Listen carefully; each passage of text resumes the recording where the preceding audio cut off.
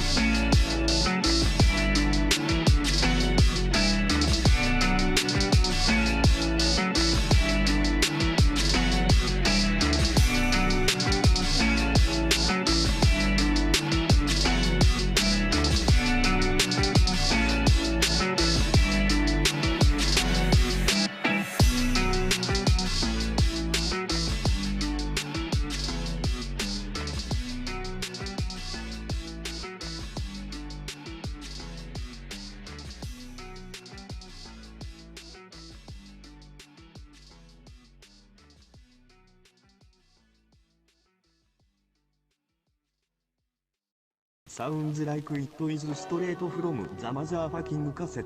I hate when you get to a point in your career where people feel like they got you figured out and there's no more surprises.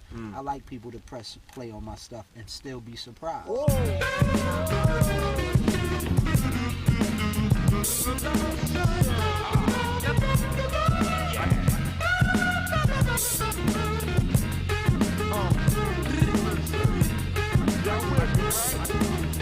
Turn it up, baby. All the drugs necessary, yo. Hey, yo.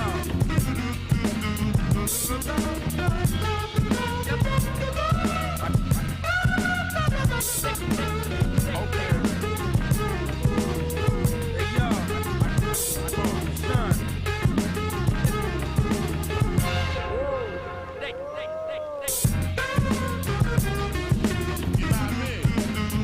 Son.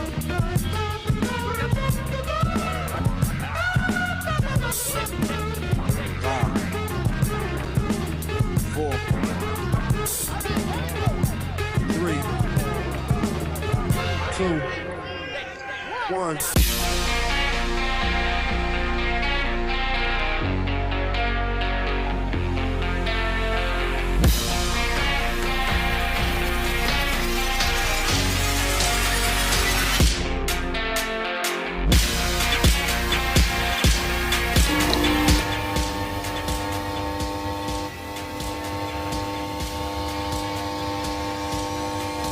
Boys, what's going on today on this terrific Tuesday, January 5th, 2020. It's the first week of the new year, and we're back with you with some more drama, some more news, some crazy shit going on. I got my boys Anthony and Max here today. We'll talk to them in just a little bit. Well, what's going on after our first day yesterday? We had a fun show. It was fantastic, except for the fact that my insides, my bowels are absolutely destroyed from that Packy One Chip Challenge. This thing right here, fuck this thing. This thing absolutely ruined me. It was terrible. Literally, both Max and Anthony can both confirm that that was probably the worst thing we've done. It was worse than the Carolina Reaper, and we've each eaten the Carolina Reaper, at least me and Max have, and that was way worse because it was terrible for, like, everything that you saw on the show was not as bad as after the show. Me and Max went into the bathroom and immediately, like, puked all over our bathroom. I don't really want to describe this too much here, but we pretty much shat all over the floor, all over the toilet, or at least I did, and including to this next day. I'm still constipated and still dealing with the problems that was with that fucking goddamn chip. Although Anthony, for some reason, because Anthony just is some crazy motherfucker, his stomach is just outlined with I don't even know what, but he's totally fine. Anthony had, like, no issues besides the show. What's going on, though, boys? Anthony, how are you recovering from yesterday? And Max as well. Are you guys okay? Ever since I said I'm fine, I've been perfectly fine. Like, no problem since. I'm still Unlike shaking, you. dude. But this is a terrific Tuesday. I found the meaning to live. We're happy. Today. You're right. Hey, good point, Max. Good point. I was about to go into a negative mindset, rolling all over the bathroom, but we're in a good mood today. We're happy. It's going to be a great day here today. We're talking about some fun things, some drama we're going to shed some light on. It's going to be great. Some leaks, some Nintendo leaks that we're going to talk about later. But we got a couple little topics here. We're going to talk about the Dafran and Keemstar drama, the Rust drama that's still going on, that's still persevering. It's kind of fun to watch, to be honest, because Rust as a whole has been a game that I'm a fan of. Then we'll be talking about League of Legends, and specifically the LCS rebrand and Griffin disbanding. We'll also intertwine that with Rogue's rebranding as well. There's a lot of rebrands going on right now with my channel, with LCS, with Rogue. What's going on with that? Then Riot allows secondary female teams, separate of Valorant teams. So we're going to talk about pro esports female teams and stuff like that. It's kind of interesting. To be honest, we'll talk about that. We'll give our opinions later on.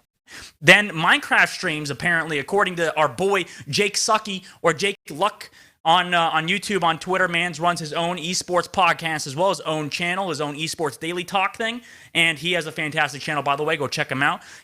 Minecraft is getting 500,000 views on a live stream. That's crazy. That's bigger than any esport that I've ever heard of, just generally on YouTube. Man's just playing. They're just playing together, doing some events, whatever else they're doing. They're chilling.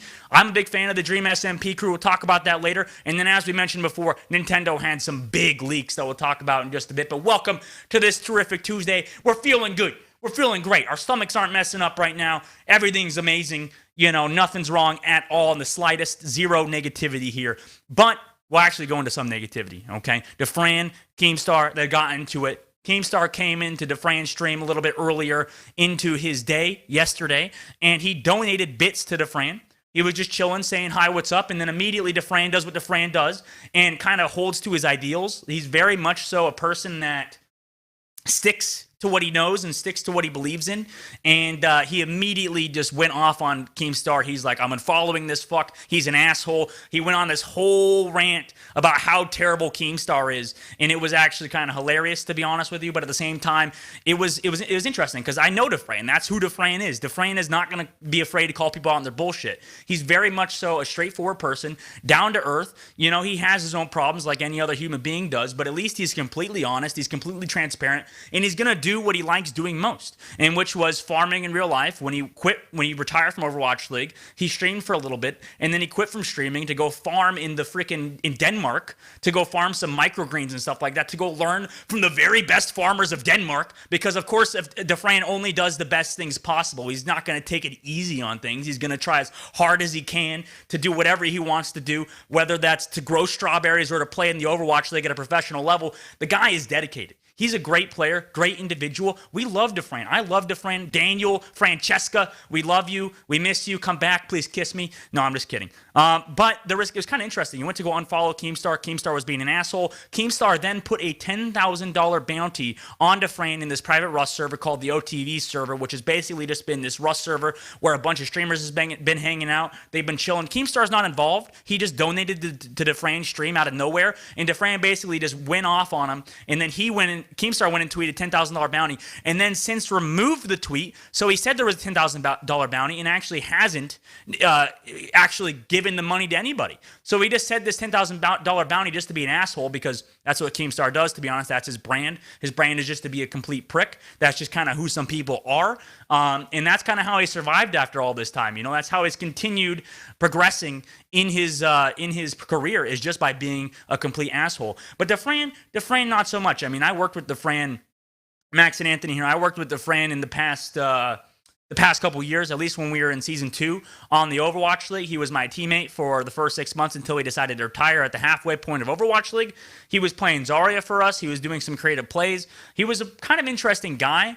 I mean, to be honest with you, I'm pretty sure. Now, I can't 100% make the comment on this, and this is just my perception of it, but he's partially like bipolar, if that makes sense, I think. So he's like, some days he's good, some days he's bad, and that's just kind of how he is as a human being. I mean, everybody is probably a little bit bipolar, but Dafran was kind of having those issues, in which case, you know, we and then the team also kind of dealt with it together, and Dafran was honestly a great teammate. He's kind of an asshole to some degree, just because of the fact that when I'm sitting there playing my games, whatever, I was just chilling, doing whatever I want to do. I'm browsing Reddit, you know, doing whatever, and then he would just come behind me and he'd like tap on my shoulder and just try to scare the fuck out of me, because I'm personally very skittish, and I'll just jump at anything, any slight movements, anything that happens. Dafran just comes over, taps me, I jump. He'll try to hide behind corners and scare me when I'm walking back to my bedroom. Everybody's kind of, he's just in that scenario where he just likes fucking with people. And I mean, that was apparent as well in the Rust server. Like Dafran, because I think the story was that Myth and a couple other people of a different group in the Rust server basically went and stole some items from him. I think it was like some C4 or something like that from Dafran. So what Dafran did was spend the next like 10 to 13 hours just farming, just getting materials, doing some shit that even Rust pros, like even the people that just play the game nonstop, would never attempt to do. Dafran is like that level of psychopath where he will take the most petty thing and just run with it. This guy is fucking batshit crazy when it comes to getting his revenge on people. And when he doesn't like you, he doesn't like you. And that was very apparent with this Keemstar drama, is that he just doesn't like him. And I think a lot of people can share that sentiment. I mean, Anthony and Max, I don't know how much you guys know about Keemstar, but I imagine it's some sort of negative connotation here. We'll stick away from too much negativity, but he's not been a great impact on our ecosystem, has he? Wait, Dustin. Did you say that he became a farmer? Yeah, he became a farmer, yes. Esports to growing fruit? Yeah, Dafran became a farmer for a little bit here. He was basically just chilling that's the best story. In Denmark to be a farmer. He just he does what he wants, man. That's what people do when they're in certain states, I guess, of the mind, is that he's like, I'm going to go farm. I'm going to go do this. And he just kind of went to go farm in Denmark and make his own little farm. I think he's still doing it because he just came back into the Rust server for fun. So I don't think it was entirely his thing. But yeah, he went back to Denmark to learn and go microgreens and stuff. If you ask me, that's a better retirement story than building up a show on esports. What are you trying to say, bro? I'll come beat you up, bro. And fix my camera. Fuck you, Max. How dare you? How dare you absolutely just roast me for making this show, man? This is messed up, bro. I'm sorry, this should be an upbeat day, but, you know. This is supposed to be a terrific dude. Better dreams. You're ruining my fucking vibe, Max. You're absolutely ruining my vibe right now, bro. I'm supposed to be in a happy, positive mood, and you're coming over here shitting on my goddamn show that you're on. Fuck you, Max. Well, this is unbelievable. Did Dafran like you? Yeah, Dafran liked me. Well, he liked me, but he was kind of mad at me in some situations because I'm a little bit slow in the brain, as you guys know, as Anthony knows. Anthony calls me dumb all the time. But basically what happened was during – that's a fucking great picture of Dafran, dude. There was times in practice, I think during like Goats meta, when we would play Zenyatta and he'd be on Zarya, the characters in Overwatch. And basically what happened was I would be shooting like Zarya as a Zen when they would pop their bubble. So there was an ability that they would just use their Zarya bubble, and they would get a bubble over themselves so that they could absorb damage and turn that into energy that they could deal more damage. And what I would do is I would shoot the enemy Zarya even if they bubbled. And Dafran would used to tell me, he'd be like, stop shooting the fucking Zarya bubbles, dude. Stop shooting the Zarya bubbles. And I just didn't get it. For like a week or two straight, I didn't adapt, and I just didn't get better, and I didn't stop shooting the Zarya bubbles. And this guy would get pissed off at me like every practice. He'd be like, dude, stop fucking shooting the Zarya bubbles, dog, man. And I'd just be like, I'm sorry, man. Okay, I'll stop shooting them. Like after 2 weeks later. But I mean, that's just kind of how it is, and that's how, I mean, he had some arguments with our old teammate Dako, which, Anthony, what was the Reddit post that you saw about Dako, by the way, on my former teammate on the Atlanta Reign? What was the Reddit post? Can you recite it by memory, or do you have to pull it up? I've got it right here. I've always had it saved. It's my favorite. What was it? It's, I can't believe Dako really put earthworms in Dogman's mouth while he was sleeping. Yeah, he didn't do that. I want to, okay, well, maybe I should actually change the story where he did do that, okay, just to get back at Dako. Actually, I like Dako. That's the problem here, is that I actually like Dako. I just think that his attitude with the game was not really going to carry him to the top level, you know what I'm saying? Because he was a great diva. He was a great player, an insane player. And I think a lot of people have had questions between him and Hawk, although I think they're both fantastic players. I think Dako in his own right had his own issues, had his own problems, and I think that's what happened with him. And him and Dafran always went at it. Like, I've got to be real. Just to go back onto what happened in Season 2, Dafran and Dako would like always get into arguments. So Dako wasn't even involved with me. I mean, me and Dako would chill, have a good night, you know what I'm saying? We would just laugh at each other because we couldn't speak each other's language. So it'd just be like, I would try to talk the most simple English as possible. He would try to talk English to me. Usually it wouldn't work out, but I mean, we would have we could kind of sense how each other, is. It's kind of different talking to somebody that is from a different background, a different language, especially if they're like Korean, because Korean background is a lot different, and generally Asian cultures in general are a lot different than American culture. And then Korean culture is a lot different than Danish culture. I mean, like, yeah, I can barely speak English anyways. I don't even know what I'm saying half the goddamn time. How am I supposed to speak if I don't even know my own damn language? Exactly, as Dilberto puts up on the screen. But at the same time, like, Dafran and Dako had their differences, and I think me and Dafran had our differences, but for the most part, I liked teaming with Dafran. It was harder to kind of adjust to each other's playstyles and adjust to each other's personality. But I think by the end of it all, we kind of we grew up, and Dafran moved on to streaming. He was streaming Stardew Valley. I thought it was all a joke, to be honest, Max. I know you were laughing at him becoming a farmer, but I thought it was all a joke. But he was streaming Stardew Valley after like Overwatch League games or whatever, after practice. He would just be playing Stardew Valley, just chilling. Just like going around. And we even started our own Stardew Valley server, like in our own personal crew. Me and Anthony and Max and the crew have been playing Stardew. But, I mean, he was playing it after games, after Overwatch League games and stuff like that. And I just thought it was a joke. But apparently not. Apparently he truly wanted to be a farmer in every aspect of his life. In Rust, whether that's farming sulfur and rocks and whatever the fuck else he was doing. In real life, farming microgreens and strawberries. And then in Overwatch League, farming graviton surges on Zarya. I guess he's just naturally a farmer, so that's just how some people are. I mean, I don't know if I would ever do that.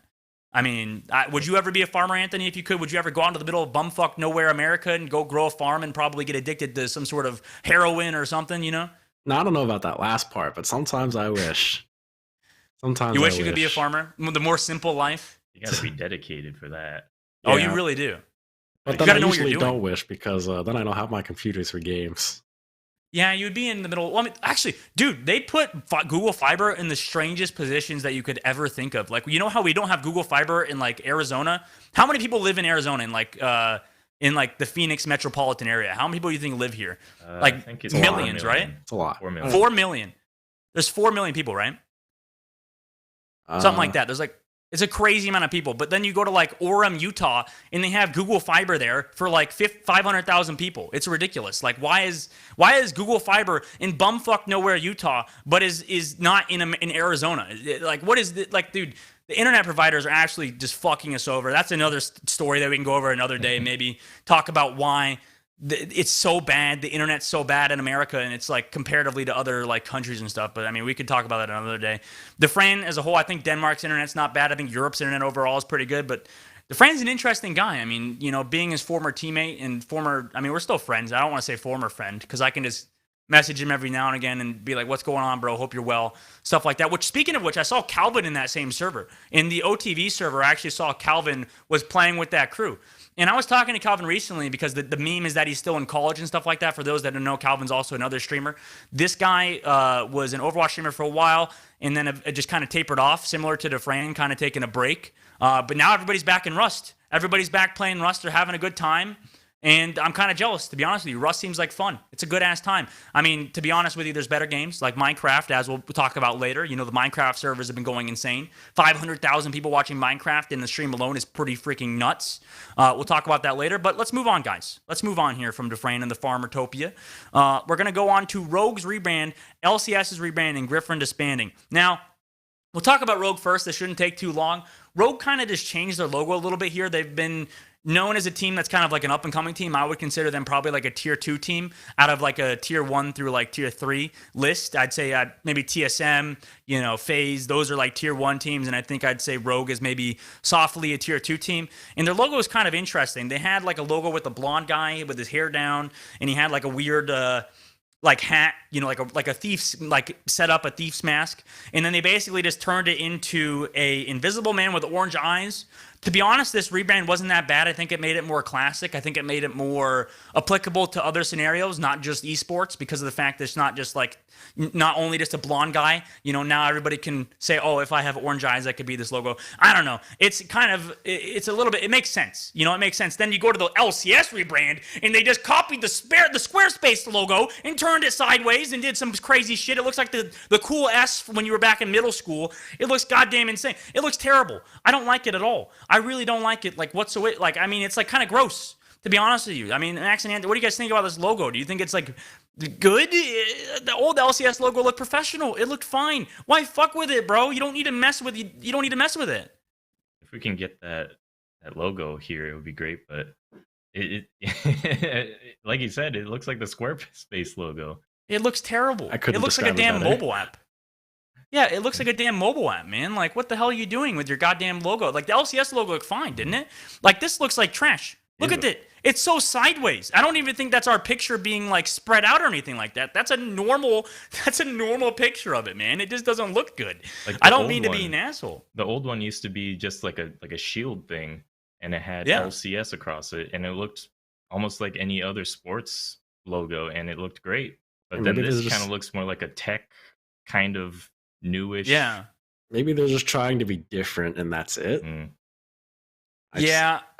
I think they're just trying to be different, man. Like, that's the only possible solution here. I mean, listen, I'm not one to critique branding, okay? Because I'm not a graphics designer. I'm not a branding specialist. I'm not good at that kind of thing. If I tried to design my own logo or my own shit, I probably would have failed, and it would look like it was made by a 5-year-old. But to be honest, what I could create, I guarantee you I can make a cooler logo than this. I can make a cooler logo 10 times in whatever the hell they did with this LCS bullshit Squarespace-ass logo that they created. I mean, I don't mean to roast it. Oh, it's a terrific Tuesday. I'm sorry. Positivity here, boys. I'm sorry. It's great. Fantastic logo. 10 out of 10. Best logo I ever seen since fucking Minecraft's logo with the little block. It's kind of sick, honestly. I do really like Rogue's new logo. Yeah, Rogue's new logo actually kind of did make it better. The more I look at Rogue's new logo, where it's a little bit more simplified, it's a little bit more basic here, it's pretty good. They did a good job with it. I mean, it's just kind of making it more streamlined. It's kind of doing what LCS wanted to do, but better, because they kind of just made their old logo better, where LCS kind of downgraded, or it was like a side grade. Rogue's actually, as you can see, it went over from this blonde guy over here to then a more applicable, can kind of go in any direction, like Thief. And it's a little bit more wider, but at the same time, you can use it in more situations. I think Rogue's old logo kind of looks a little bit more generic, where this one, I think, has a little bit more flavor and spice to it. It's actually pretty good.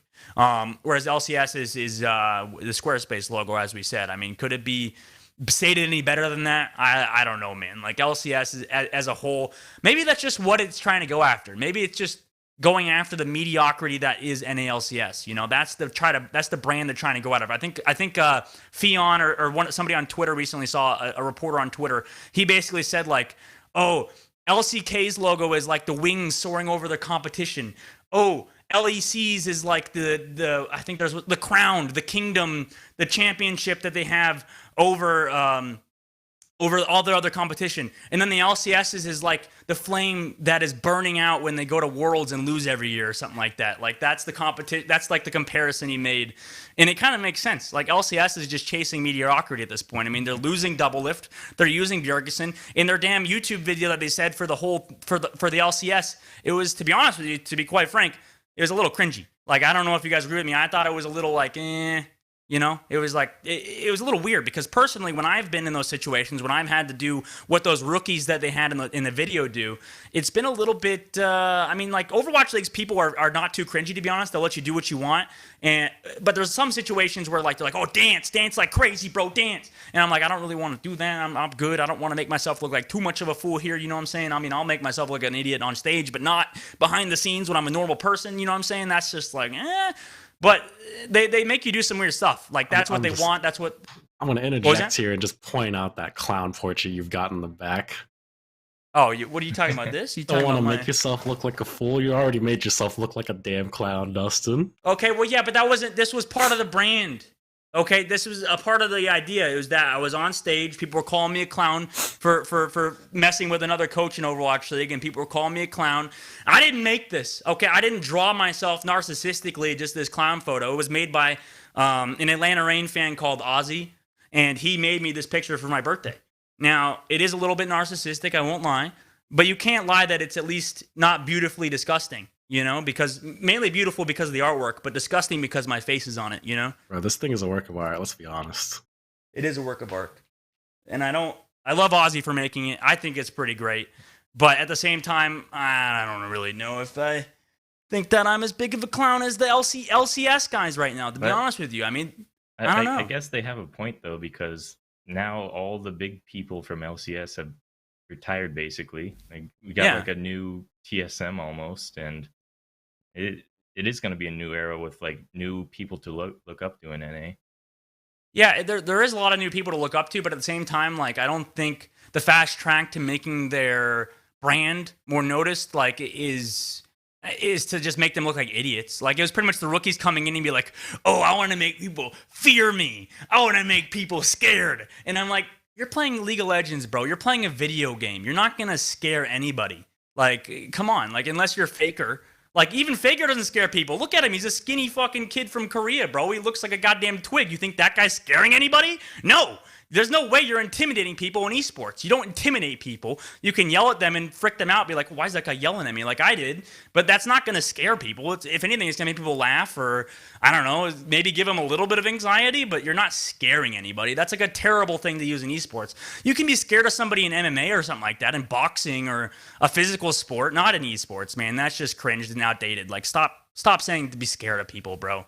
That you're not going to be the next fucking double lift by saying people are scared of you. If nothing you're going to be the else, next double lift by trashing on people. If nothing else, I would be like already mentally down if I were to hear I'm going against literally Faker, right? I would already be like, yeah, this game's already over. My mental attitude would be like in the pits. Well, that's why you're not a pro, Anthony. That's why you're not a damn pro, dude. Maybe if you're in ranked, but if you're a professional player, if you're already at that standpoint, you probably shouldn't be a fucking goddamn pro. And yeah, everybody does the crossed pose photo and everything, bro. Just looking like trying to be a cool badass here. Like, I've seen that pose countless times.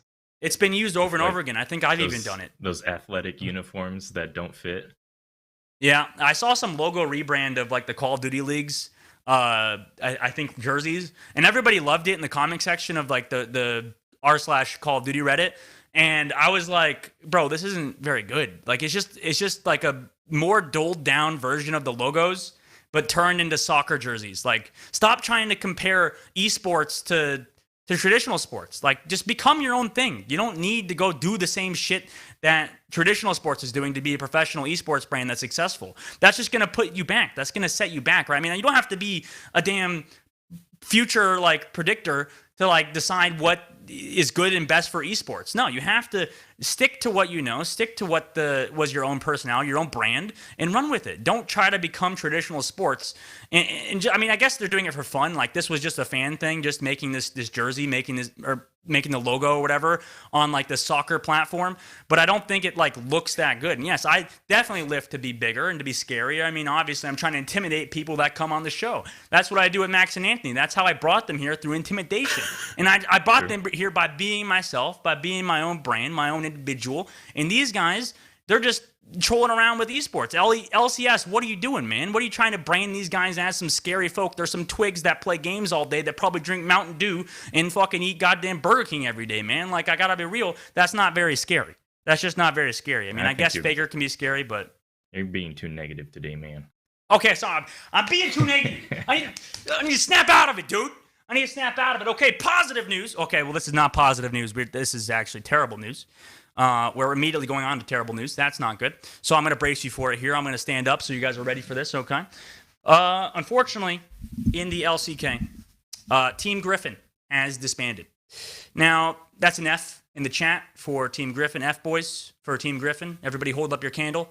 Everybody hold up a candle for Team Griffin. This is a candle, not a nose, by the way. I know this can be confused with some people as a nose. I promise you, it is a candle. Team Griffin is officially closing down their esports organization.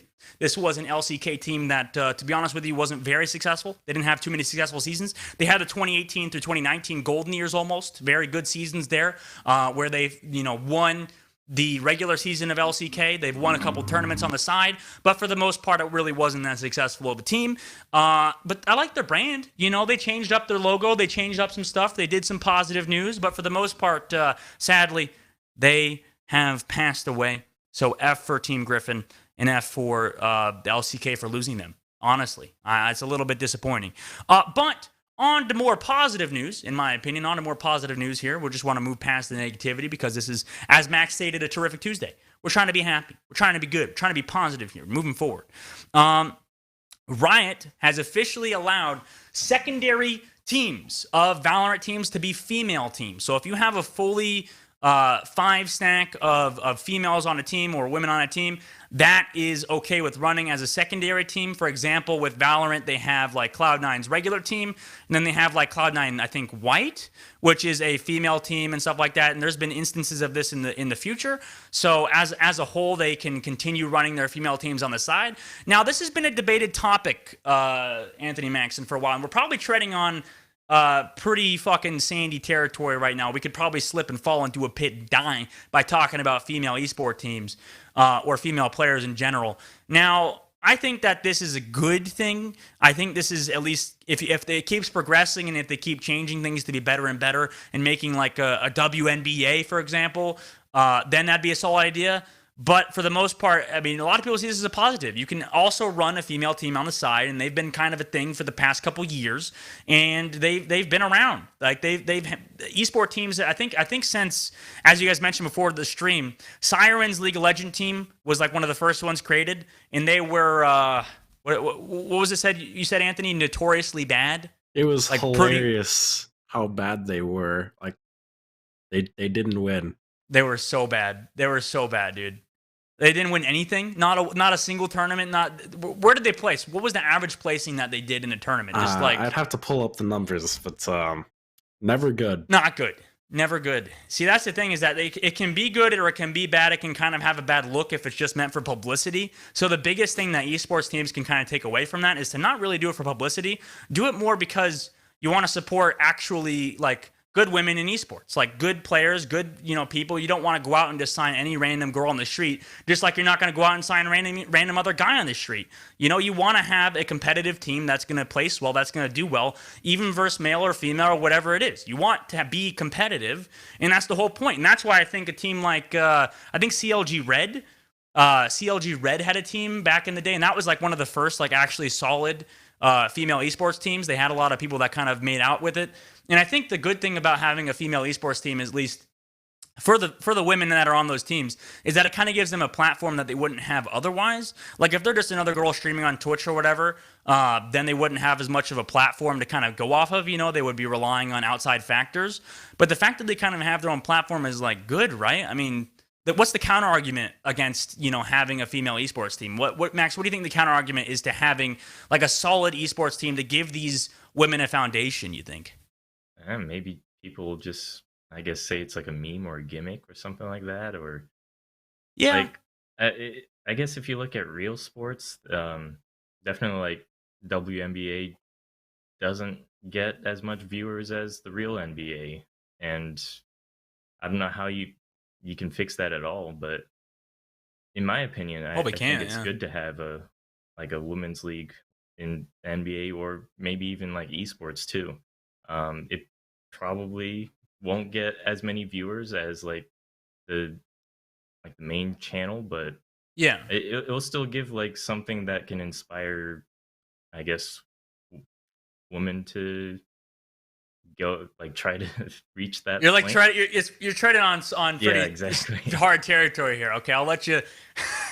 I mean, like, for the most part, it shouldn't be treated as a gimmick, pretty much. Like, that's the number one thing, is that a lot of esports teams, and like we were talking about earlier, trying to be like traditional sports, a lot of teams are kind of treating it like a gimmick. Like, that's all they're kind of doing with it, is that they're treating it like a gimmick. They're treating it like something that doesn't matter, and they're just kind of treating it as like, oh, look, we have a woman, esports team or whatever. They're kind of treating it as that, whereas in a better way is to treat it like actual competition, to treat it like, they're like the normal human beings that they are, and to not really give them any limitations or boundaries from what they could do. And that's kind of, I guess that's kind of what happened in Overwatch League with Gaguri. But the problem is for Gaguri, I mean, this is also treading such weird territory right here, is that Gaguri is in Overwatch League, and she's been in the Overwatch League since Season 1. But arguably, would people say she's a top off tank? I don't really think so. I mean, but she's like, I guess you could say she's competing just as well as like some of the other poor competing off tanks in the Overwatch League. Like, she's probably just as good as the top 20 or like the top 18 or top 20 Overwatch League off tanks, But like, what's that really saying? Is that saying that she's good, or is that saying that she's just as bad as some of these other players are? Like, I don't really know. I don't mean to be like too harsh on Gaguri here, because I know she has a lot of fans, and I'm even a fan of her. She's a great person. I met her in person. She's really nice. But at the same time, if you're underperforming, if you're not doing good, women or not, then you should be out of the league. And I think overall, she's still in the league because of her brand and her personality, and that's totally fine. I totally get that.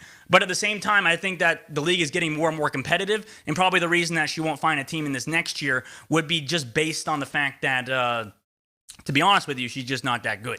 I mean, it's tough. It's a tough scenario to be in and to be a woman in esports, because, are women really genetically limited? I don't think so. Is that really an argument that women are genetically limited based on their gender? I don't really think so.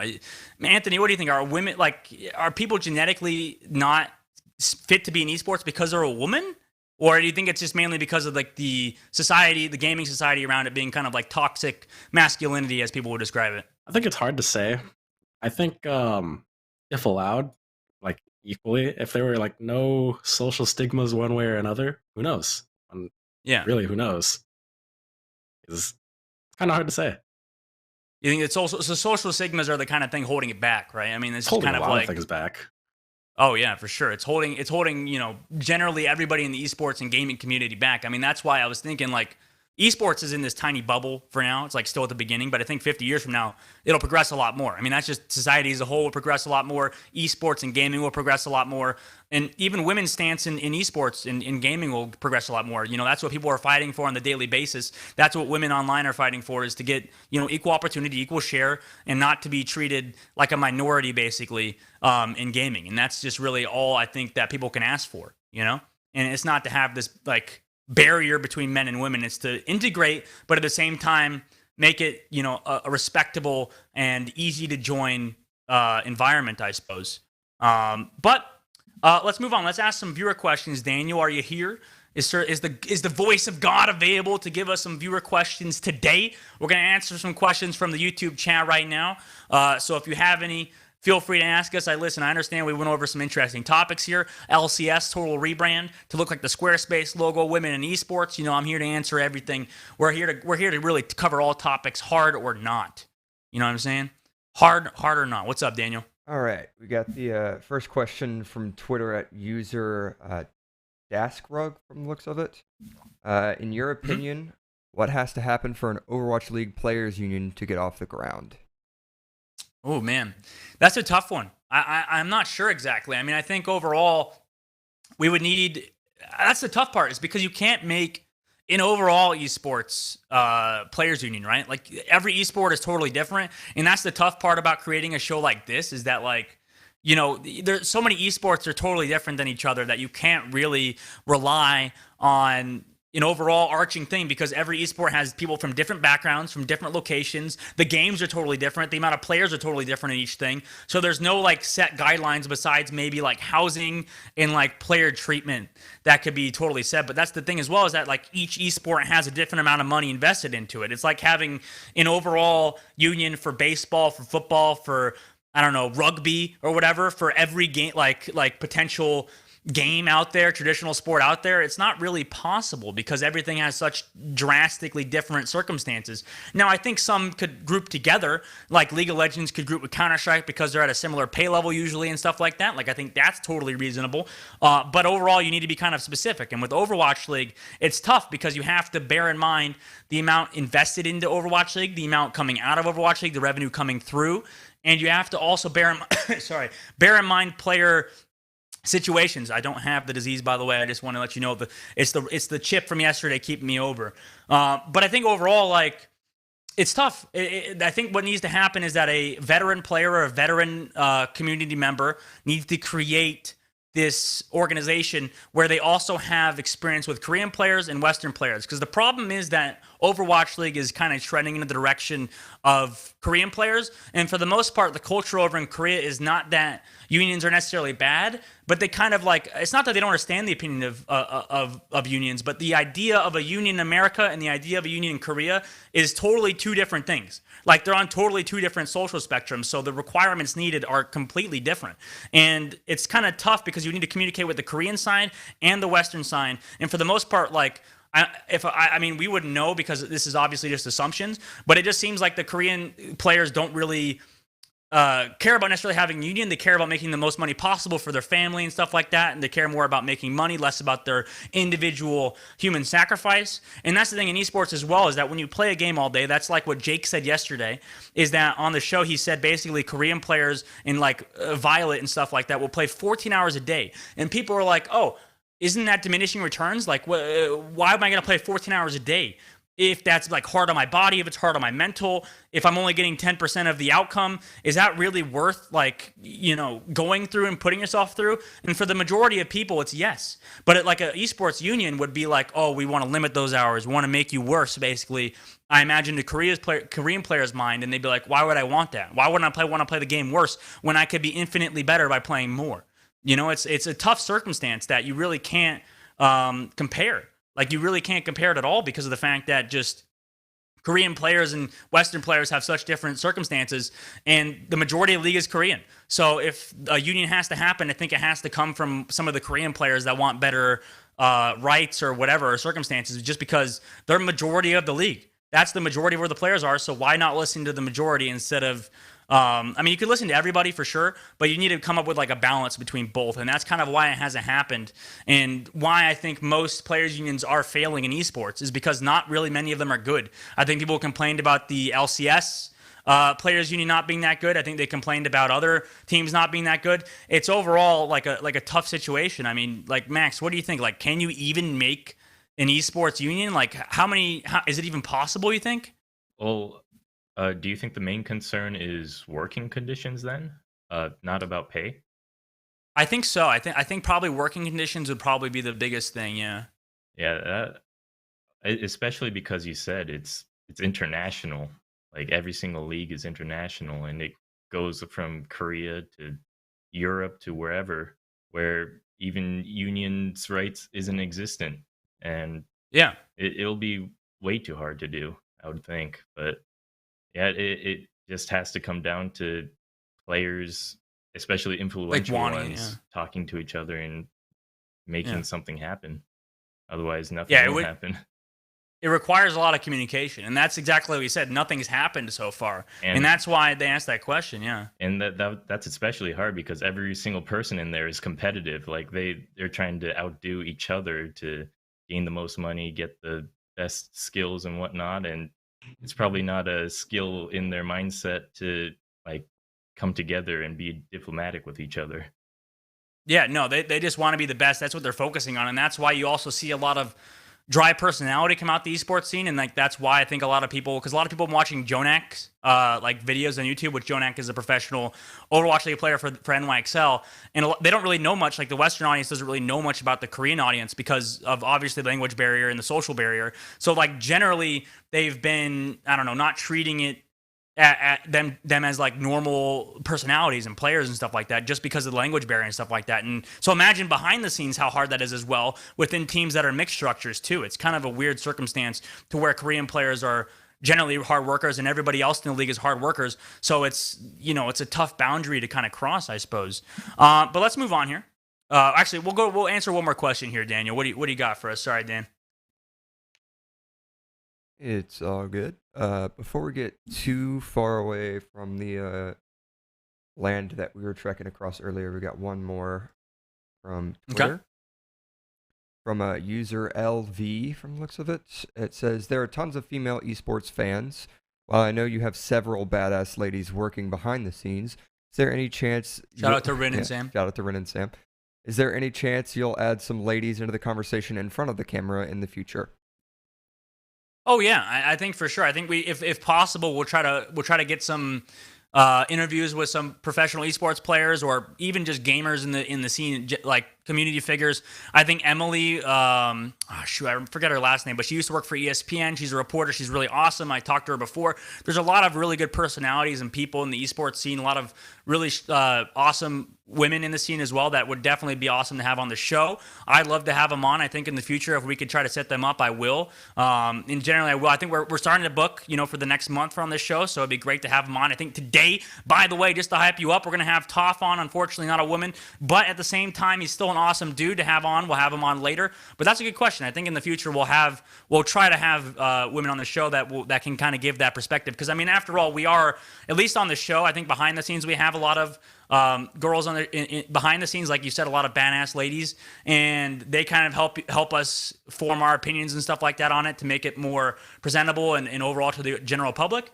But at the same time, I think it would be awesome to have somebody on the show that could really address the problems in esports and gaming for women. I think that'd be a great idea to have on the show, to be honest. And I hope we can in the future, in the next couple, even the next month. I think for sure we'll try to have them on. So good question.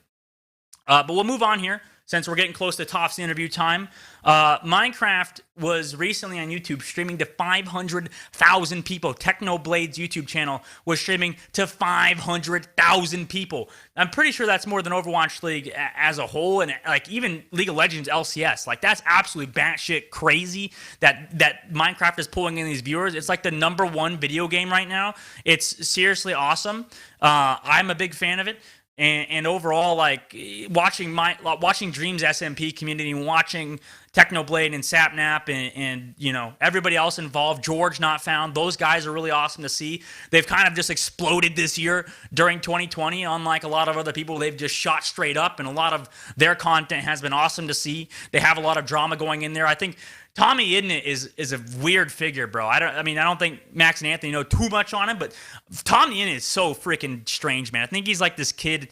I think he's like 16, 17 or something like that. He's one of the top viewed Twitch streamers, top views on YouTube and stuff like that. And it's just this kid that just sparks controversy, talks up his ass, talks like crazy.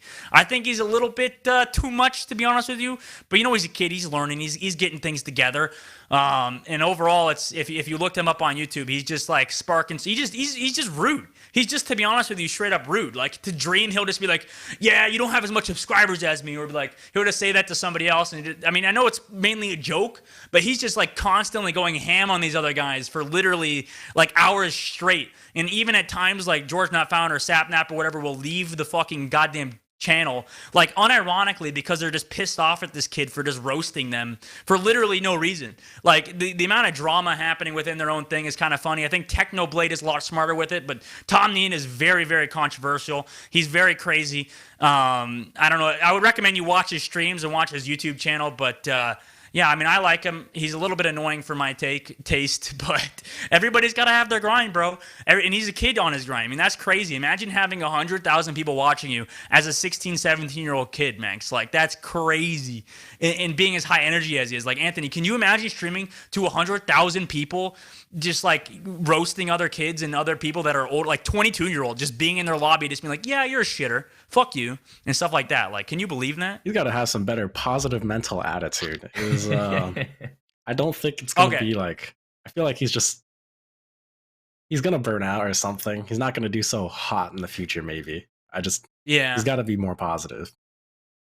I mean, the thing is, I think he's like, the positivity doesn't come from his roast and stuff like that. It comes more from like the energy he gives. Like the man speaks like fast. He's like he talks so quick. It's like he's spurting out so many words per minute. I don't even think I could think that many words per minute. Like the guy is absolutely cracked out of his mind, and he's just like a little kid. I don't know what medication he's on, you know what I'm saying? But I mean, like at the same time, man's is absolutely insane on the microphone, and I think that's why his stream's been so popular and he's been so controversial, is that he's been involved in this stream thing. He had his own channel and stuff like that running before, but they kind of collided, him and Dream, and they kind of did their own thing, and then that created the Dream SMP community. I don't really know if Tommy's fully involved, but I personally like watching the SMP weekly, or I don't know if it's weekly these days, but they have like a tournament where it's like a 4-person team where they pretty much just go verse each other, and there's like a bunch of different teams. There's like 6 or 7 or more different teams in different colors, and they each play like similar game modes. They play like Hunger Games, they play like races and stuff like that. And overall, it's fun to watch. It's really cool to watch. It's really fun to see because everybody's very competitive. They're very angry. But the biggest thing that I thought was interesting is Jake Lucky tweeted about Dream and about this whole thing, is that like Dream cheated on a speedrun. Dream cheated on a speedrun, and he has had like 0 punishment. He's, if anything, gotten more press from it. There's 0 punishment for Dream from winning and from getting this world record. And it's like kind of weird that he just hasn't had any punishment. I mean, you have people like, I don't know, Jarvis from Fortnite that got banned permanently for cheating. Now it's a little bit different. Like he's just used like hacks, which is different than just speedrun, like using a mod in a single player campaign just for speedruns and got disqualified.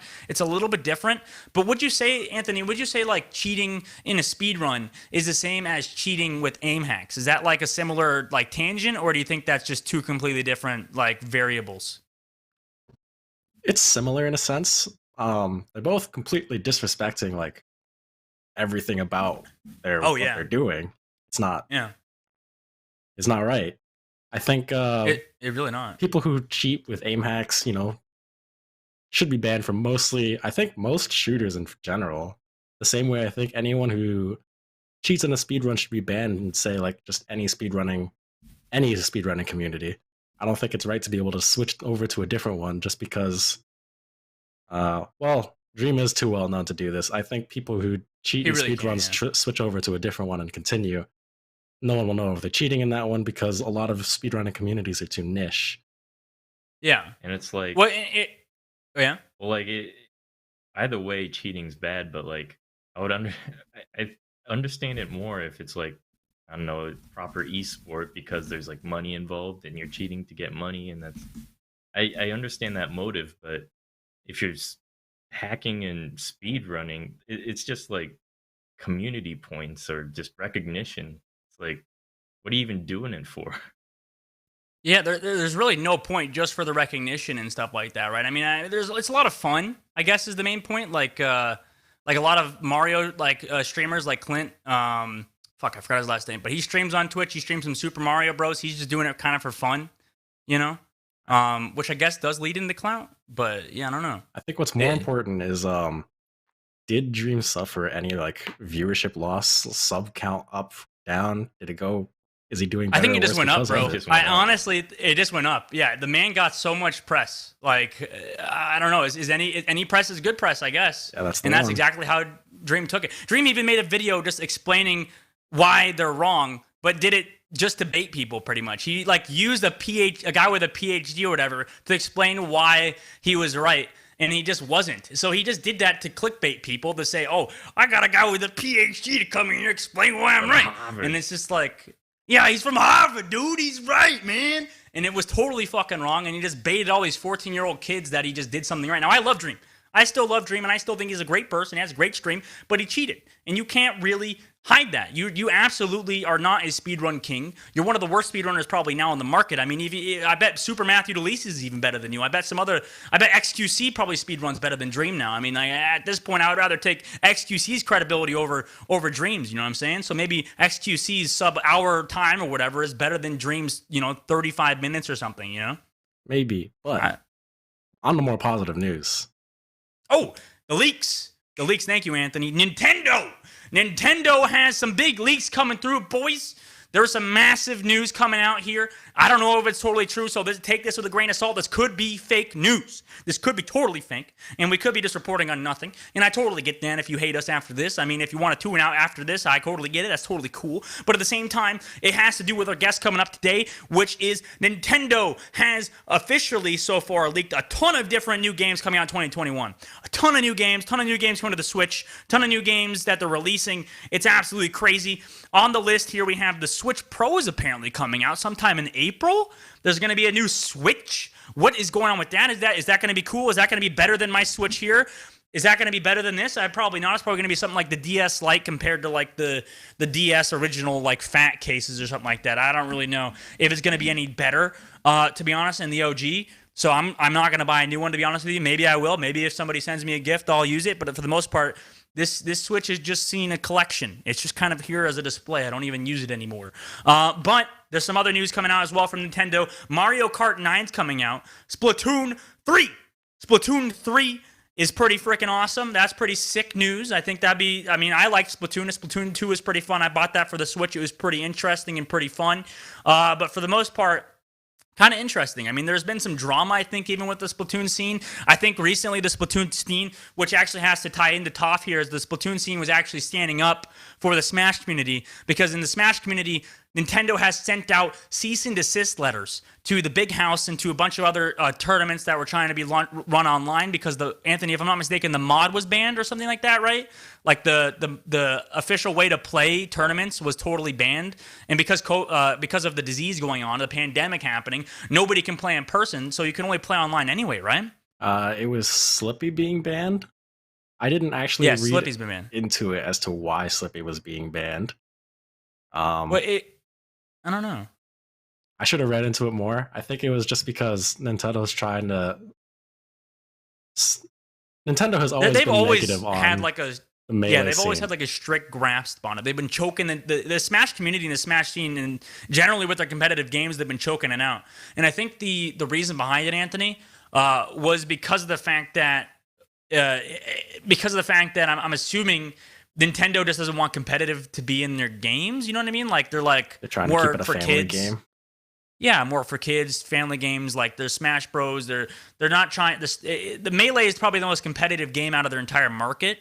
And I mean, maybe Splatoon 2. Splatoon's pretty competitive, but they're just trying to keep it more child friendly. And I guess like competition kind of ruins that. I don't know. Like the reasoning behind it is a little bit flawed, to be honest with you. And that's what people are saying, is that recently it's been a little bit too much. Like have a competitive scene, you know, like it's happening all over the scene. I guess if you want to be different, you don't want to run the same shit that they've always done, that other teams, the other games are doing, other publishers are doing. Maybe it costs them too much money. But Nintendo, I guess, is seeing just fine results from doing it. They haven't gotten any backlash. I mean, just now they have. Just now they've had people talking about it, complaining about it. We'll talk to Toph in just a second here. But overall, Nintendo has been kind of trolling with their competitive market and with their new leaks and with their new information.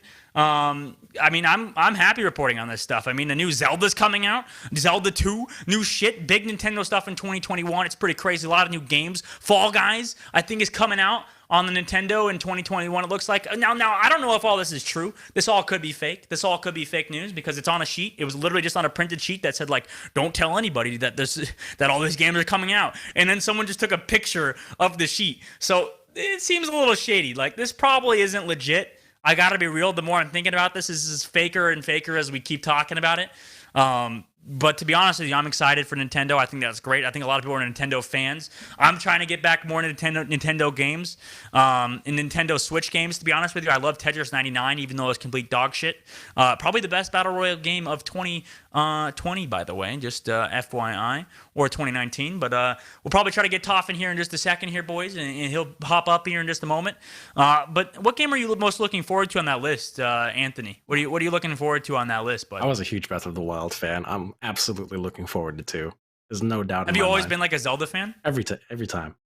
I've loved almost every single Zelda game I've played. Almost. What was the worst one?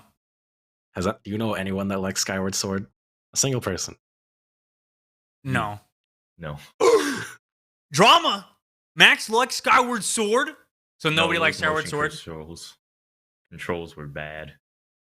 Yeah. Is this pretty? Wait, do they speedrun that game? They probably do. Actually, yeah. Speedrunning Skyward Sword is huge. The speedrunning community in that they used. I forgot where the original back in time trick was from, but it's huge. It's one of my favorite. What do you do for it? Do you remember it, or is it just like? I don't remember enough. It's very complicated, isn't it? It's actually not too complicated to do the back in time trick. I just don't remember it off the top of my head. I mean, like kind of watch speedruns. I mean, I can't wait to see what people have been doing in Breath of the Wild and stuff like that. I mean, there's probably some crazy shit people have been doing to pass the game by really fast, right? Bro, it's hilarious. I mean, you should watch some Breath of the Wild speedruns. They're actually really funny to watch. Is it probably like the best one now? I know a lot of people were hyped about Skyward Sword, like you said, and some of the other ones too. The speedrunning way, it's different. They're different games. It's for just sure. different. Well, me and Max today, I was watching Tony Hawk earlier in speedrunning, and that was pretty fucking crazy. But I don't know. There's a lot of cool games happening with Nintendo. And I think overall, like, Nintendo, this might be a good year for Nintendo, but at the same time, they got such terrible press. Like, the actual tweet itself from the Big House being totally ripped off the internet and being told that the cease and desist is happening, that got like 70,000 likes. Like, just on that one tweet talking about how Nintendo has directly sent them a cease and desist. Like, that's pretty nuts. Imagine getting a letter from your boy himself. What's his name? Who's the owner of Nintendo Japan? Who's the main guy? What's his name? I don't know who the owner is. Or who's the American guy? I know he's a big. I don't know. Whatever. We're touching on topics that. We're touching on topics we're not very familiar on here, okay? So we'll try to get back on track, okay? Nintendo as a whole is a weird company, and they've kind of gotten into a scenario where, to be honest with you, they've kind of digged themselves their own ditch. Like, they've totally shut out the Nintendo community. They've totally shut out their fan base that wants a competitive fan base. And overall, it seems a bit ridiculous. Like, even Toph, which we'll talk about. Oh, yeah, Anthony? They even stopped an Ultimate tournament at some point, so it's like, what are they doing? They don't just dislike Melee. I think they just don't like tournaments at all. No, they don't like competitive tournaments. They don't like anything. I think Splatoon's the only one they were letting go, actually. Like, Splatoon was the only tournaments that was happening. And then they pretty much just shut Smash down. They smashed Ultimate down, like you said. I mean, they're just absolutely ruining their competitive scene. I mean, not that they had one. They have passionate fans. Like, you were a bit, I mean, nowadays you swapped to Tekken, right, Anthony? But yeah, you were a big Smash fan since you were a kid, basically, right? I mean, you're a massive Smash competitive player. You were. I like to play a lot, yeah. I went to, like, weeklies, couple small tournaments here and there. My big one thing I love about myself is that I took one stock off Armada, and I'll always remember that. That's it. Where was that even? Was that online or was that in person? It was in person. That was back at Sandstorm when that was a tournament. Well, so you got to meet him? Yeah, it was a one-time tournament that never got to happen again. Was he cool? Was he like a nice guy? I mean, yeah, they're people. Well, I know that, but like, for example, like, people say like Mewtwo King's kind of like a weirdo in person, you know what I'm saying? But like he seems, from all the videos I've seen him, he seems like a pretty normal guy. Like, they seem like pretty fun people to be around and stuff like that. And yeah, that's more what I'm interested in, is their personality, I suppose. They're all pretty enjoyable people. Oh yeah. Well, except you don't like Hungrybox though. What was you have a feud with Hungrybox for some reason? Dude, I just don't like Puff players. It's that simple. Why do you not like Puff players, man? Like, you say that, is it that boring? Bro, I'm in it for fun. Right? It's the same as I don't like ledge stalling with, like, Marth. It's not fun. I'm only in the game for fun. Hey man, you got to be a competitive player to win the game. You know what I'm saying? You don't have to showboat to win the game. Yes, you do. You can win the game through a cheesy manner. If you're, no one likes to watch that though. Yeah, no one wants to watch nobody that. likes to lock it. Yeah, like, it is an entertainment industry. That's why Mango's one of the goats. The goat. It's because he wins, and he wins with style. He hasn't won much recently, though, has he? I don't fucking know. I don't keep track with the recent Melee things. Ever since it went to online only, I've, like, lost interest in it. It's kind of harder to watch. Oh yeah. Yeah, that's why the whole cease and desist thing was happening, because I think they shut down the mod or whatever that lets you play online, or the was it emulator or what? I don't even know. Something to do with play online. They banned that directly. They banned Slippy, basically. You can't use Slippy for tournaments. I don't know why. It kind of. I mean, it's because it's not theirs, I guess. Yeah, like they don't own it. They didn't like how they modified their game and then they're showing it online. Yeah, that would probably be the biggest reason. I mean, like, otherwise, what's the point? I mean, I hope that they can be more competitive games, but the direction Nintendo's going, it seems like they're just kind of putting their foot down and further on their own community's necks in the competitive community. You know, like they're just trying to only market to casuals now. Which obviously we're not casuals here, okay? You know, we're not casual gamers. We're try-hard pros here, okay? We only put, well, I'm the pro, but, you know, Max and Anthony are try-hard. Max maybe not so much. Max is kind of just, you know, not that great at games. Max, what game are you good at, huh? What game are you good at? What game am I good at? 0. 0? No games? Not good at any game, Max. Is that what you're saying? Yeah, I mean, no game. None comes to the top of your mind. You're trash at every game. The last thing that I actually try-harded in was probably TF2, but that was a long time ago. Oh, that's been ages. TF2 was also kind of casual. Did you play Overwatch, Max? I did play Overwatch, except only season 1. Back when, and then you quit before they had like the gold plat system, whatever. Yeah, the whole the SR system, the number system. Yeah. I got like 65 or something. Flip coin. You are 65. That's what you get by. Well, actually, that's not bad. 65 actually isn't that bad. I think I ended up being 80 at the end of it. SR, which was like, I don't know what that would be in modern terms. That'd be like 4.5, 4.6K. Which was pretty hard back in the day. I got it like within a couple, like I was 76. Anyway, that's talking about the past. Going from, there was like a 1 through 100 system basically in season 1, and then Overwatch changed through a 1 through 5,000 SR system. You know, kind of like I guess like chess or whatever, like kind of a number system, and then they kind of put tags, you know, like GM, you know, master and stuff like that, and they kind of changed the whole system up. But I don't know. I think overall, like, Nintendo's kind of fucking themselves over. They're shooting themselves in the foot, man. Like, why? What's the point? For those of you that don't know, by the way, we're waiting on Toph. Toph's having some camera issues, so hopefully we can figure that out soon. He'll join us momentarily here.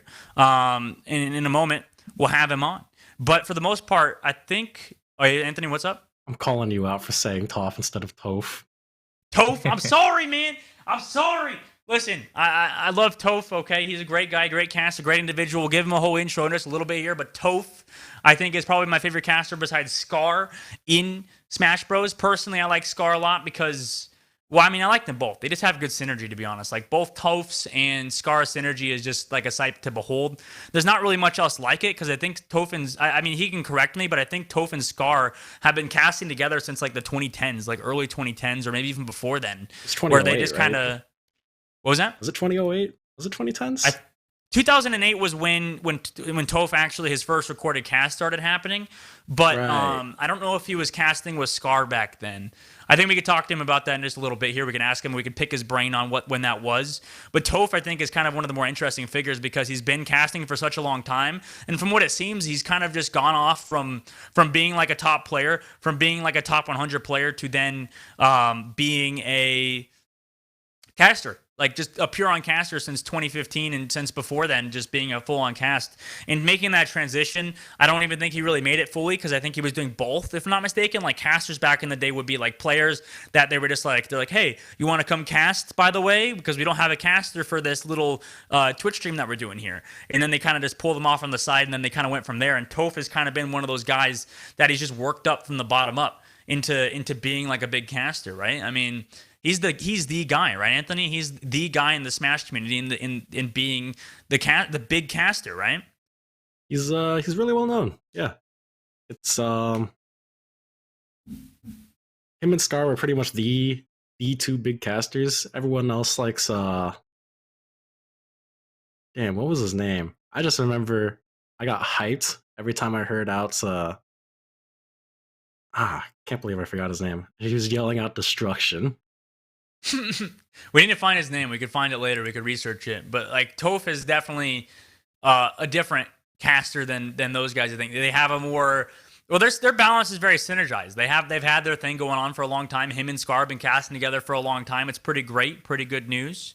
But it's kind of interesting. We can maybe go back here into the Nintendo talk, maybe. Like Anthony, or Max, what game are you looking forward to in Nintendo in their leak? What game are you looking forward to in Nintendo's new leaks that apparently are not fraudulent?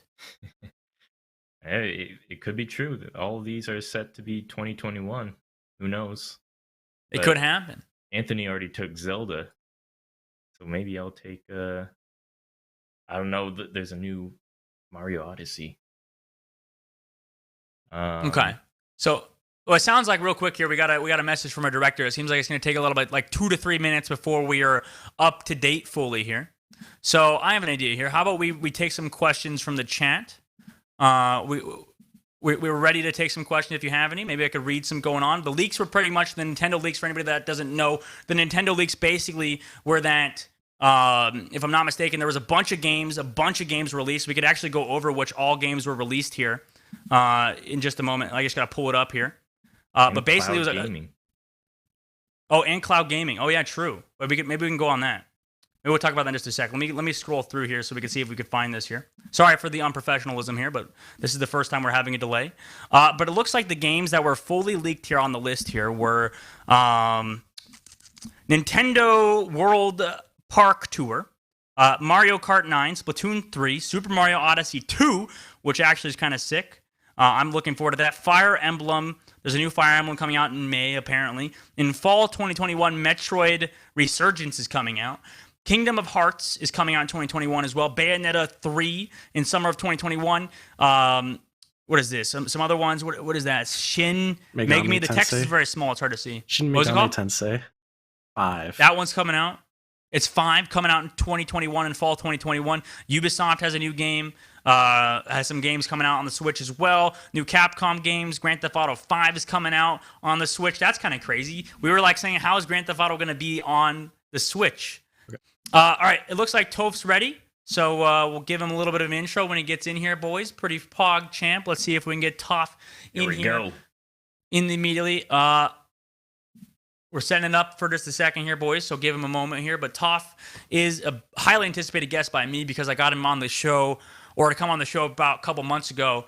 And overall, he's just a really cool guy, so I'm excited to talk to him. Seems like a nice individual. I don't want to say his age or anything like that because we kind of dug in too far deep into his Liquipedia, to be honest with you. But I'm kind of excited to talk to him. I mean, there's some cool stuff to know about the Smash scene that I would like to ask him. I mean, he quit his job about 8 months ago, so maybe we can ask him about that, about his time in the Smash community and doing this job full time. I think there's a lot of good information that he can kind of tell us. But there's not. It doesn't look. So there's not a new Smash coming out though. Sadly, no new Smash. They have Ultimate coming. Yeah, Ultimate's probably just going to stay on until the Switch is gone, until the next console. Really, man? There's still really no fighters, new Smash. It's been a Smash per console. It's absolutely crazy, man. It's absolutely crazy. Why? Why is there no Smash though? Why is Ultimate the big game? Huh? Why can't there be a new one? It's got the whole cast. Okay, true. They do have the Minecraft Steve. They have Steve in there. They got Sephiroth now. It's got me shook. You got Sephiroth. You should see how much Sakurai puts into these games. Okay. They have a lot. Wait. I don't even know, man. I understand. Like, what do they do for these games entirely? Like, what do you mean? Like, this guy works himself to death almost on these games.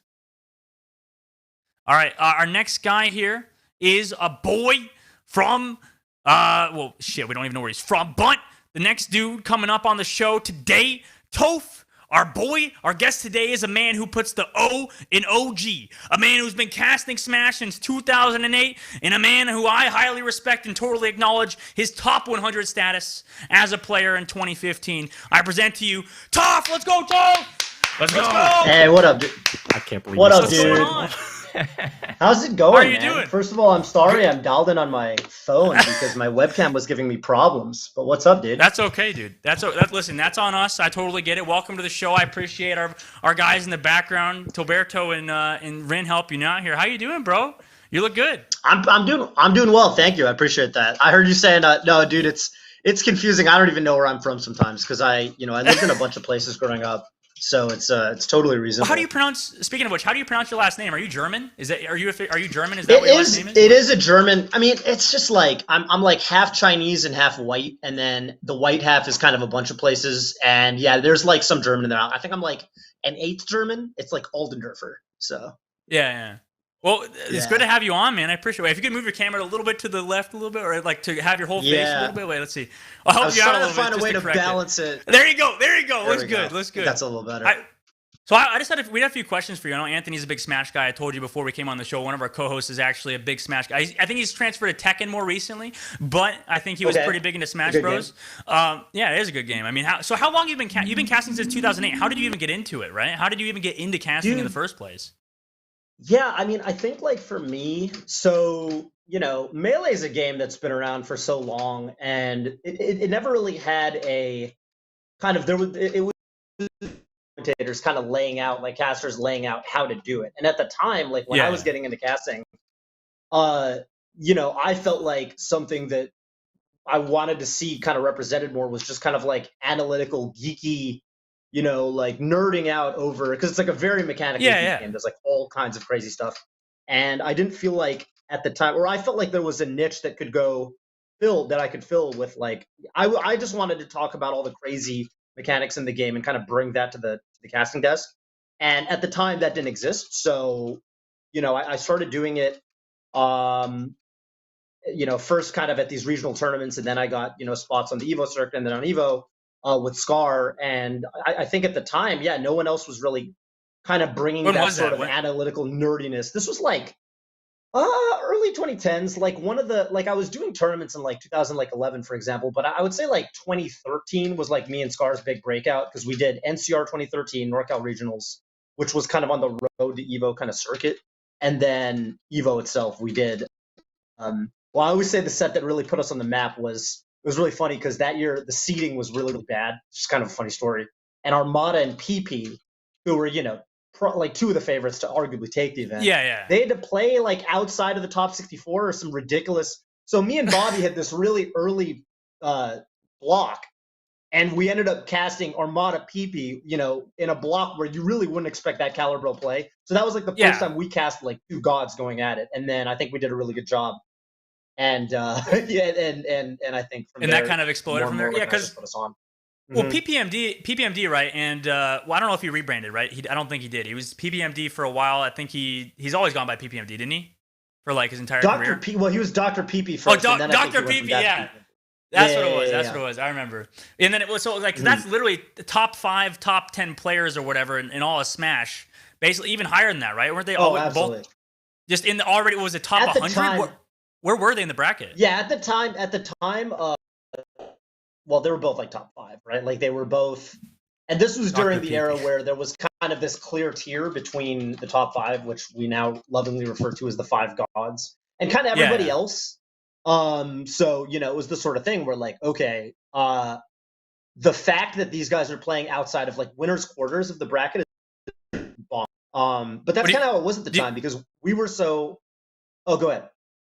Oh no! You can go, keep going.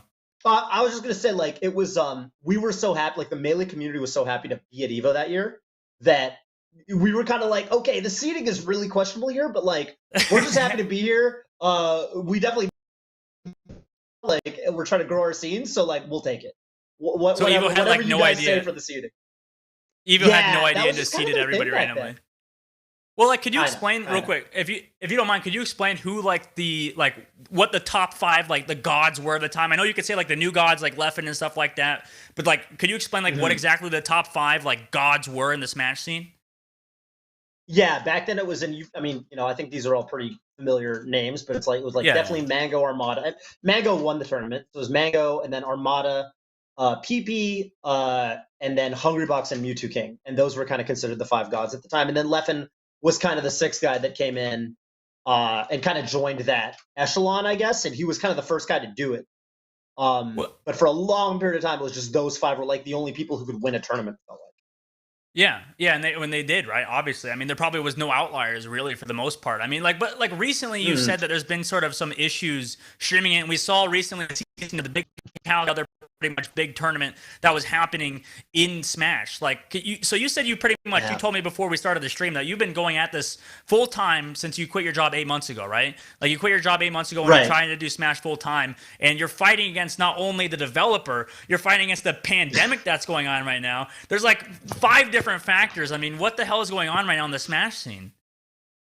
Yeah, dude, so that's kind of the tricky thing, right? Is like, okay, so like it was around March or so, and this was, I mean, the timing really scales with COVID and the pandemic, and quarantine. But I was basically like, okay, for a while I've been thinking about kind of pursuing full-time content / casting, I should say. And, there was this kind of thing that was in the works where it was like we were going to finally have like an official like Smash circuit, the way a lot of other games, like Tekken is the Tekken World Tour, Capcom is Capcom Pro Tour. And then there was, Nintendo's never going to do this sort of thing themselves because they're just not interested in competitive gaming. Yeah. But like the guys at VG Bootcamp, Gamer and Apostle and those guys, they basically said, you know what, we're going to try to put on a circuit and kind of set this thing up. And I was like, okay, this is going to provide some structure that's going to let me actually make this leap. And then I quit my job. Yeah. And, at the end of the day, okay, I can always go back to it if I can't make it work in esports or content. I guess I could try. That's the idea. But at the time, the conditions felt so right. And then basically COVID happened. And now I'm kind of like, well, all right. So I ended up spending a lot more time streaming and being at home. But it's kind of worked out, it was really scary at first, I will say, especially with like all these tournaments getting canceled and stuff. I was like, oh, this is going to be pretty bad. Shitstorm, But I mean, I think a absolute shitstorm. But the thing that's made it really, really, the one kind of saving grace of 2020 was this dude Fizzy, who used to work at Smashigy, and he's just like a genius software engineer, programmer dude. Good friend of mine too. He also lives in NorCal, and he basically came out in May or June, I forget what it was, and he was like, "Yeah, so I've been working on a better netcode, like a better netplay solution for Super Smash Bros. Melee. I've been working on it actually for 7 months now." And he came out with this, completely, pretty much him and maybe 1 or 2 other people helping out, like a rollback netcode solution, which is kind of like the modern. Feels much better than the old way of basically doing netplay. And he basically overnight took melee netplay from being this kind of niche thing, which worked and was, okay practice if you couldn't travel, to this thing that actually often it feels exactly like offline or very close to it. And so all of a sudden it's like, holy cow, all of a sudden now we can play West Coast to East Coast and have it feel pretty legit and like run tournaments. And so like, if not for him, like I don't think it'd be working out at all. But because he built this thing by himself, we actually have a way to run online tournaments now, and it's like pretty legit.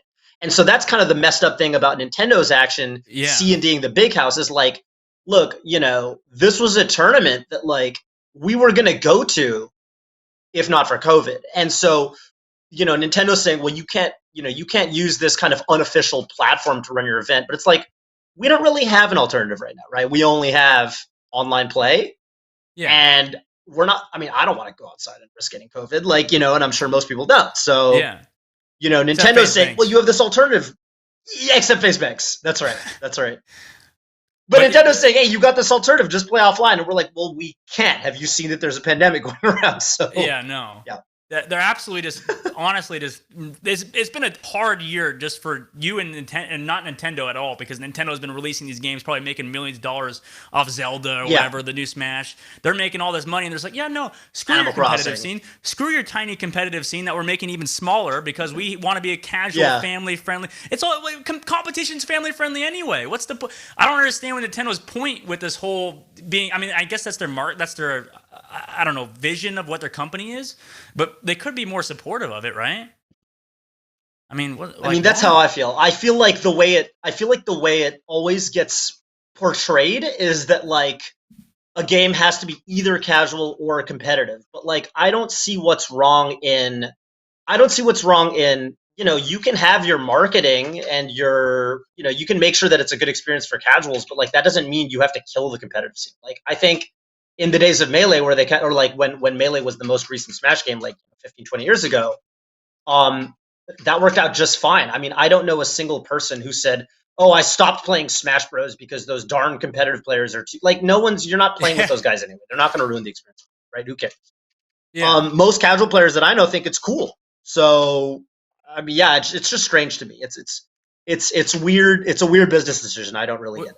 You know the funny thing I just thought of, Toph, is that I was like going over your Wikipedia here a little bit, and I noticed that you played Catherine in 2016. It says you were a top Catherine player. I did. The funny thing is, Catherine probably right now has a more viable competitive scene than Smash Melee, just because of what Nintendo's been doing, right? I mean, if you think, what's really funny?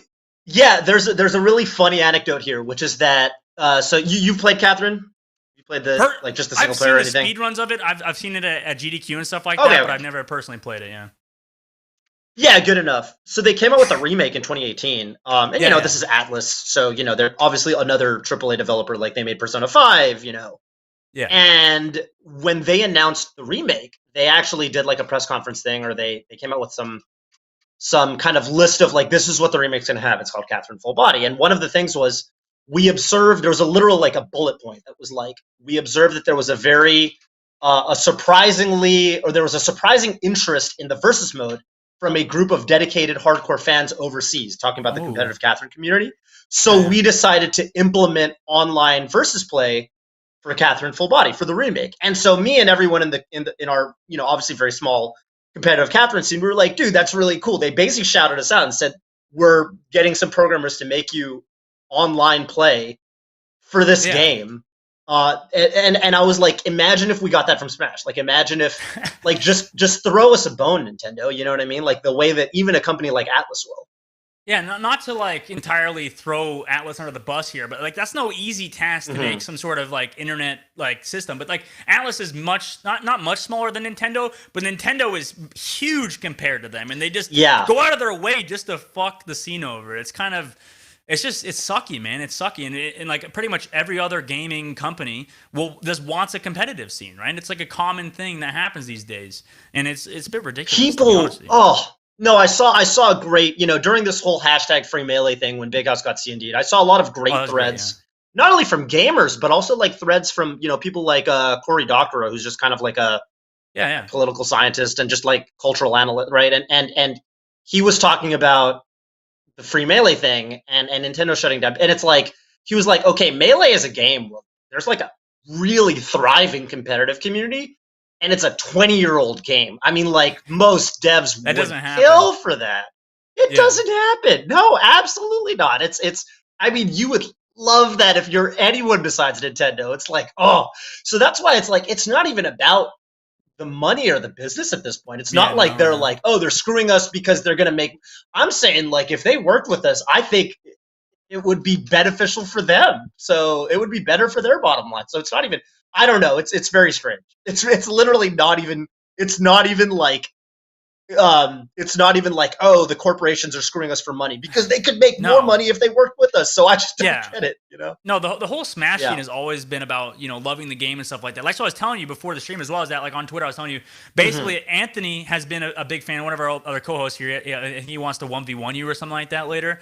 But basically he was telling me how in my vision as well, when I was going to ASU for a little bit, I was noticing that there's so much thriving community, even in these small little tiny areas, little pockets of each state. Even in Arizona, there's still a thriving I think 50 people were going into this small ASU Smash event. It was absolutely huge. It was just crazy to see all this happen. And I mean, I'm terrible. I'm complete trash at Melee, to be honest with you, and Smash as a whole. I was the type of guy in Ultimate or in the older Smashes. I don't remember which one was the older one after 64. After Brawl. 64. Yeah. Brawl, yeah. In Brawl, I was just the type of guy that would always just take funny pictures or whatever, you know what I mean? Like, I'd get Donkey Kong, face and Peach or whatever. Like, that was what I was doing most of my time. And meanwhile, Anthony's over here playing Melee all the time, fucking grinding his ass off, and I play him in Melee, and I get my ass beat, and he's like, let's go again. And I'm like, no, dude, you just beat my... I don't want to play anymore, dude. I don't want to fight. It's a thriving community. It's so much fun. Anthony, what do you still want to 1v1 Toph, even though you switched to Tekken? Like that, that makes me so happy. I haven't played Melee in that'd be dope, man. It's been at least 3 years since I tried to play Melee seriously. The last time I really played Melee was it was freshman year of college, right? I saw someone just set up their CRT in the dining hall at ASU Barrett, and I was like, what the hell is this? I pull up, I got to play someone. It's been all of my friends went to different colleges, right? So it's like, holy, there's actually a community here too. I get to play anywhere. That's always been the coolest thing about it for me was like when whenever I travel, like there would be like, for example, I did an internship when I was back in college when I was like 10 years ago. I did an internship where I went to Japan for a year, and I like immediately had friends because I was like, I'm gonna look up the local Melee scene, and I would take the train down. I'd play with these guys every weekend, and like pretty soon I had like, almost immediately I had a community I could kind of fall back on if I needed somebody to hang out with, or people to practice Japanese with, or anything like that. And I think that's the cool part about having an offline gaming scene is that you have that. I can travel somewhere and like I can kind of link up with the local Smash community and kind of feel right at home. Yeah, and it's that kind of scene. Funny you actually say that because when I've been to Japan before and had some like barbecue with some college students, and I said I was from America or something, and they were talking about how they wanted to come to America because of the Smash scene, and they want to see the tournaments up close and in person. Oh, wow. Because they want to come and play Smash, and they invited me over to their dorm room just to play on their CRT. Oh, that's sick. That's sick. The Smash community is definitely thriving, and Nintendo is absolutely just doing their best to take it down. But we can go on a more positive note, since today is supposed to be a positive day, Toph. This is Terrific Tuesday, keeping it positive here. And speaking of positive news, you and Scar, like you said, have been working together since like 2011, 2012, in that era, right? So what's it like working with Scar? Are you guys like, the way you phrased it, it's like you guys are like the same person now almost. Like you have this synergy where you guys been doing this for like 8 years or whatever together, right? I mean, how's that development been? And like, do you think it's different than any other esport commentators, or do you think that you guys have gone down like a similar growing path and growing pains and stuff like that? Yeah, that's a good question. I definitely think, at this point, like we've been commentating together so much that we really have. You get a synergy with somebody if you work with them enough doing casting, and like for me, it's just it's funny because for us, like our friendship kind of started from like we casted together when we were like more acquaintances than friends, and like we were like as we were casting we were like we started hanging out, and and I was a guest at his wedding and all this stuff. And so it's the kind of thing where every time pretty much like before a cast now we'll kind of like make sure we're kind of in sync. We'll make sure it's kind of like, all right, what do you want to focus on? What are the storylines going into this? What's the energy here? How are you feeling? How am I feeling? After a cast, we'll be like, how do you think that went, kind of thing. And at this point, it's gotten to where, like if one of us is really feeling the energy or something, we kind of know what our roles are, when one guy should kind of take the lead, when one guy should kind of fall back. And a lot of it kind of almost goes unspoken at this point. And it really is great. It feels great because I cast with a lot of other people too. And I've always kind of I've always kind of been proud to be somebody who can work well with just about anybody casting events. Because like I am more active right now than Bobby. Like Bobby's got a kid. Bobby's still working at Twitch, and for me, I've got more time, so I do more tournaments than he does. But like I would rather cast with him than anybody because it's just like I just feel like we have an energy with each other. Right? We really stylized ourselves, especially in the early days, off of actually Tasteless and Artosis. Like we exactly have always kind of been we really it was funny because Tastosis did there's great highlight videos of them and of just like especially so StarCraft kind of lets you do this because the first minute or two of the game you can kind of shoot the shit a little bit. It's all banter, You kind of joke around. It's all banter, right? So this is going to sound a little stupid, and it is, but so me and Bobby, actually mostly Bobby on this, but he revolutionized this in Melee commentary to almost whether take it or leave it kind of thing. But when we commentate pools, especially when we were coming up back in 2014, 2013, when we were getting big. In pools, we would literally just banter almost the whole time and talk about the match like 30% of the time. Tops. Yeah. And it turns out people like this a lot. Yeah, it's actually a lot of fun because yes, on one hand, people do get distracted by it or whatever, but it's kind of like I've always felt like my North Star of casting has been like I want the person who's watching at home to feel like they're at the venue, if that makes sense. That's what got me into it when I used to watch Brandon and Phil before me, like Homemade Waffles and Phil commentary. They did the Wombo combo. I always felt like watching their commentary, I felt like I could feel the energy in the room, even though I was at home. So I'm like, I want to do that for the for viewers that listen to us. And like, yeah, for me, like, just bantering during pools or like having little random funny asides, I feel like people really like it. People feel like people hit me up and they say like, I really want to come to a tournament and meet you and Bobby. You seem so funny and stuff like this. And that's kind of what I want to motivate people to come to a tournament eventually with the energy.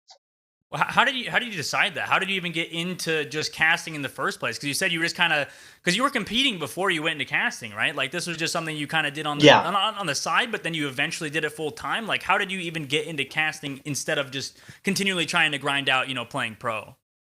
Right. I mean, in first of all, in NorCal, just because I lived in NorCal at the time already, like NorCal has kind of a pretty deep roster of like player commentators, like Homemade Waffles and Phil, and then now me and Scar are also NorCal. And Melee has a little more. Well, Melee and I guess fighting games in general have a little more of a culture of like a caster can be a player, and vice versa a little bit. Like you don't have like sometimes I'll go to an event and I'll be like, I'm playing this event. Sometimes I'll go to an event and I'm like, I don't enter and I'm only casting, and it really depends on. I'll talk to the TOs and see what makes sense. And then sometimes, for example, I'm only casting certain blocks and I'm like, yeah, it turns out because you're only playing certain time slots of the tournament. So basically it'll be like, okay, if I make top 8, I'm going to have to drop out to commentate, but I'm probably not going to make top 8 because the skill level is so high that like for me, so I'm like, okay, I'm going to try to make something that's very like, so I have my own little personal goals. Like maybe I want to make top 32 or something like that. And then I'm probably going to lose to some top 30 players. If I somehow upset Hungrybox, then maybe we'll find a backup caster for top 8 or something, but it's probably not going to happen. So I don't have to worry about it. I kind of know my own limits and stuff like that. So it does depend, tournament to tournament. Like I entered some events this year. And yeah, it totally depends on the tournament. And I think that like, because there's no governing body, it's not like you need to be a hard set player or caster. Like the FGC is a little more loose and flexible when it comes to that sort of thing. Yeah. And so it just kind of works out. It was not a super hard decision. Like this is my career goal now. I'm trying to be a caster. I just tried it. I liked it. I kept doing it, and I just kind of rolled with it. And kind of worked in tandem. And I said if I ever stop having fun with it, I'll stop. But I still have fun with it. So. Well, on the note, you talked about playing against HBox. I know, as I mentioned earlier, Anthony was apparently he hates HBox. Now, I just want to know from personal experience playing him. Is it as annoying as he says to play against him? Is he that like boring of a player to play against? You're just gonna absolutely get demolished by him every time? I don't know. Well, I don't know what character Anthony plays. Maybe I should. What character do you play, Anthony? Foxman. Oh, you are Foxman. Okay, well then we play the same character. I mean, okay, I always say that like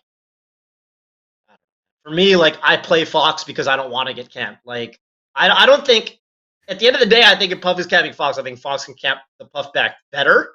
So I don't mind it at all. I actually housed HBox for that tournament, NCR 2013, and we played a lot of friendlies. And I actually have a lot of fun playing him. But maybe that I mean, yeah, I don't know. I think I complain less than a lot of people, if that makes sense. Like I'm a pretty positive guy when it comes to gameplay and stuff. Like I don't so I don't care. I actually think it's very fun fighting him. But that whatever. I can see it. I can see it. What about in terms of casting? Would you see it's like more boring to have like a lower paced fighting style? Good question. Good question. That's one thing that's really interesting actually, is it totally the pace of the commentary in Melee really depends on the matchup. It really does depend on the matchup. Like I've brought this up before on streams and stuff, but the biggest example I can think of was like this tournament main stage last year, 2019, where top 8 started with like Ginger Lucky, Fox Falco, interactions happening every second. Like you can't dig too deep, and you almost have to play by play. You either have to play by play the whole thing, or you do a little bit of color here and there. Versus by the end of the top 8, it was like the top 4 was like HBox, Axe, Amsa, and Zane. So all floaty characters, much slower, like games literally going to time between HBox and Amsa, really slow, prolonged, long periods of time where there's no hits happening. And then the pace drastically changes. And I think for especially newer commentators in Smash, newer casters, it is very tough for them. But it's something that me and Bobby have thought about a lot, and I don't mind it anymore. So for me, I don't care. But it is harder, I think. I think it's definitely a skill you have to actually think about, because people will not realize. And then they'll commentate, and all of a sudden it's HBox versus Puff versus Yoshi, and it's really slow, and they're running out of things to say. So yeah, it's a thing. It's a thing. That's one of the higher, I guess just from a commentator standpoint, that's one of the higher and harder things to do, is be able to close up that filler time with information that's either useful or funny or whatever, like you guys have been working on for the past 10 years. Like, that's the only thing that comes with just experience. Like, you can't know how to fill time without actually having to fill that time, if that makes sense. Like, you have to have the awkward moments, you have to have the time period or whatever before it becomes good, because for the most part, like in the beginning of Smash, everything's so early, and once you see that thing for the first time, once you see that slower gameplay for the first time, it's making the slower and more intricate gameplay more interesting is the hard part you have to solve, right? I mean, like, Hungrybox is probably one of the more interesting players in my opinion, just because of the fact that it's one of those things that you have to describe what he's doing and why he's doing it and why he's playing so slow. I kind of told Anthony, I was like, he's kind of like Israel Adesanya, if you watch MMA at all, Toph. He's pretty much just like this guy that just plays back, he just punches, he sits back, and he doesn't do anything the whole time, but it's just a brilliant strategy. It's defensive and a brilliant strategy, and like, it's harder to explain, I guess, to the audience that just wants some fast shit happening all the time, right? Yeah, no, I mean, like, unsurprisingly, like when Mayweather Pacquiao was happening, and the world was going crazy over that a couple years ago. I remember HBox was cheering for Mayweather because and people were likening him to Mayweather, because that's how it is. It's like, yeah, like, he can only play that style because he's so good, and like people, there was a big question for a long time. Why is he the only Jigglypuff player practically in the top 50? Well, okay, there's others now. Top 50 is a little unreasonable, but top 30 or 40, let's say. Like why? Jigglypuff should be this easy character in terms of execution. How come no one's able to kind of mimic him? And the reality is, I think a lot of people do they see what he's doing, and they're like, okay, I'm going to try to copy this game plan. It looks easy. And it kind of is, but it also really isn't, because you need to supplement it with insane game sense. I mean, I think that there's like, I don't know, you could parallel this with like an Overwatch parallel would be like, when GOAT started, and people were like, this looks low skill. And then I think as the GOAT's meta went on, right, people realized like, oh shit, there's actually a lot of nuance to this. Yeah. You don't just kind of roll your face in the opponent. Yeah. Well, and with this playstyle too, like, you have to, it's kind of like, the tough part with esports, and with, I guess, doing any profession as a whole, is like, it's kind of like when for example, like a kid in high school or whatever, he's like, oh, I want to be a quarterback, but he's this big fat dude that's like best built to be a lineman. Like, if you're looking at Hungrybox's play, and like, oh, that's boring as shit, or that's like, I want to try to copy it because maybe that's the preferred play style, maybe it looks so good and the execution's so perfect, why not play it? But it's like, if that's not meant for you, then why try to do it? It's like, you have to figure out your role and what you're best at, and if you're better at playing higher paced gameplay, then why would you even bother playing Puff? It's like, there's no point, right? Because you have to be a slower player to try it in the first place, right? It's so true. And the thing is, like, a lot of people who get into Melee, they like it because of the fast pace of the game, and they're just kind of they don't have the patience. Like, a lot of Melee play, people get drawn to the game because it's fast, it's combo heavy. I think a lot of people who would be good Jigglypuff players, maybe they're not even playing the game in the first place because it doesn't have the image of being that slower pace, kind of patience rewarding game. So yeah, I think you're totally right. And a lot of that is just pure grinding. And I know I've heard story now. This is probably not true, but I've heard stories about like Mewtwo King just literally grinding out button combos, whatever, in his basement or whatever, just all day, like pretty much 24/7, like being a big, like, I don't know, like Mewtwo King, kind of like one of the different characters, I suppose, in the Smash scene. And with him, like, is he still competitive right now? Is he still he's still one of the top players, right? He's been playing even better as of late, right? I know. So I saw the reaction like a couple of years ago with him winning. What tournament was it? It was Summit. It's probably one of the Summit. Smash Summits. Yeah, it was a Smash Summit. Yeah, It was like Summit 6. Yeah. yeah. He's insane. He's definitely focusing more on streaming right now. But like, for example, I mean, last year, I mean, he was kind of on a little bit of competitive hiatus already, and he entered Big House and like out of nowhere just like beat a bunch of the best players. He beat IBDW and he like placed higher than I guess people were saying he might, because they're like, oh, he's only been streaming lately, he hasn't been entering tournaments. But I mean, he's insanely good. Like, he's got such a game sense. He's got such game sense at this point that if he ever starts entering stuff again, he'll immediately be a scary player. So, but yeah, he streams all the time. Some people need that break from competition, right? Like, you can't just be playing 24/7 all day and just like keep going at it. You kind of have, because once you're in that mode and once you play professionally for such a long time, you kind of get stuck in that like mindset, like just compete, and it's just like, okay, this is my job, I need to keep doing it. But there needs to be that time, that break, and especially with Smash, I imagine there really wasn't. Was there like a player break anywhere in there? Is there any player breaks, or is it just constantly before? Was there just tournament? Yeah, I mean, there's like there's kind of an unofficial off season every year where they're like just it kind of works out that like in December there aren't too many tournaments. Like early in the year, like the first tournaments kind of start up in the spring, I suppose, and then there's a lot of tournaments in the summer and the fall. So it kind of works out that way. But yeah, I think a lot of players did burn themselves out from time to time, and I think the community has gotten better at it overall. At this point, pretty much all the great Melee players are kind of like, we're trending towards being boomers. So I think as you get older, you just kind of you learn how to manage what you can, how not to burn yourself out and things like that, just naturally. Yeah, I mean, that makes sense. Yeah, as you get older, you kind of figure it out. But Toph, thanks for coming on, man. This was awesome talking to you, bro. I appreciate you coming on the show. I appreciate it. Me.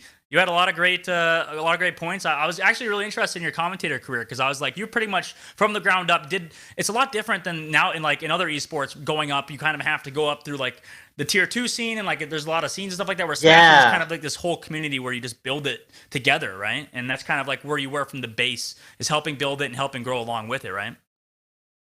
I think that's pretty accurate. I mean, if you want to think about like tier 1, tier 2, it kind of comes down to like kind of regional tournaments versus like the majors, like Evo at the time, and Genesis Big House. And me and Bobby definitely had our period where we were just traveling to every regional we could to get commentary blocks in. Going to the Midwest. Shout out to Joe Guy who did the Big House. He would put on these tournaments, like they were called the Sweet Series, Super Sweet. And we went to those. So I guess that's the kind of equivalent, as we were kind of grinding in the regional scene, which is, we didn't call it tier 1, tier 2, but it's kind of similar, Yeah. Yeah, I guess it's just the way I phrase it in my brain, I guess, categories. But yeah, thank you, Toph. I appreciate it, man. Thanks for coming on. Thank you. It was nice talking to you, Anthony and Max. I'm sure Anthony was happy to have you on as well because of his whole Smash experience. He still wants to 1v1 you. I don't know. Hit me up anytime, Anthony. Perfect. Yeah. If you get into Tekken, I'm on get Twitter. into Tekken, you'll probably kick his ass in Tekken. I want to see Anthony get shut up in Tekken. That'd be great. But thank you so much. I heard that game's pretty hard, but I'll try. Peace out, man. Have a good one. See you later, buddy. You too, bro. All right, guys. So we're going to move on here to the end of the show. Thank you for coming by. This was a great day. This was a fantastic day. It was a terrific Tuesday. We had a lot of negative moments, I will say. We did have a lot of negativity earlier on in the stream, but no, terrific Tuesday will continue to be terrific. And after Toph, I feel so much energized, so much more energy to keep going for the rest of my day. So thanks for coming. Thank you, Anthony and Max, for joining me on the show today, boys. And man, we had a lot of interesting topics today. I mean, especially the Rust stuff. I was kind of interested to see what happened there with Keemstar and with donating bits and stuff like that. That was great. And for those of you who don't know, I should have introduced that before, but Toph is a commentator in the Smash community and is also a pro Catherine player. So just for me, I mean, not that too many people know that tidbit. So I feel kind of special for knowing that. But Toph is a great guy, and him and Scar's casting is some of the best casting in all of esports. So if you haven't seen his cast, if you haven't seen his stream or anything like that, or his Twitter or whatever, he's going up. He's doing this full time, so keep up to date with him. All news is good news. So, but thank you for coming, guys. This was great. As Daniel wraps it up here, Max, what was your favorite topics for from the whole day? What was your highlights? Oh, I loved Toph and what he had to say about like the history of Smash Bros and how commentating it brought him up to like from a decade ago. That was all interesting. Well, and the Smash community has been thriving ever since then, really. And then Nintendo just comes out of bumfuck goddamn nowhere to even just kill it more. They're just absolutely shitting on Smash for no reason other than there's literally no reason. They just don't want competitive in their games. It doesn't make any sense at all. I don't really entirely understand it, but I mean, I guess Nintendo knows more about their community than I do. And this isn't the first time Nintendo's doing it too. So no, Smash they've been been come back. Yeah, they've just been crashing it for years. But Smash is still around. It's still here. It's still here to thrive. Hopefully, Nintendo changes their mind. It doesn't look like they will, but hopefully they will. Thank you for coming to the show today. If you just tuned in, make sure you subscribe down below. That'd be great. And tune in tomorrow. We'll be live at the same time, 3 p.m. PT, 3 p.m. PST here on Twitch. That's 6 p.m. EST, where tomorrow, and then we have a guest usually on at 4 p.m. So the hour after is when we have the guest on. We usually talk about a wide variety of topics beforehand, and we're really for you after, so make sure you watch those. If you missed the majority of the show, you can watch those highlights and stuff like that. Thank you, and shout out to Max and Anthony for being here on the show with me, and shout out to Alberto, Daniel in the background, Siren, and Samantha for helping out the show. They've been fantastic help in the background, those wonderful ladies. So thank you for coming to the show today, guys, and that's a wrap. See you later. Oh, baby. It's in the bottom right now. Hey, Toph was great. Toph was fantastic. I'm excited. So excited. Can't tell you how excited I am. What, from meeting Toph? Fox now. No, getting to 1v1 him. Oh my god. I looked up to the guy for a while. Are you gonna kick his ass? Bro, I'm gonna get my ass handed to me. I don't know what you're talking about. Come on, man. You gotta try hard. Oh, I will. But, Lord knows how rusty I am.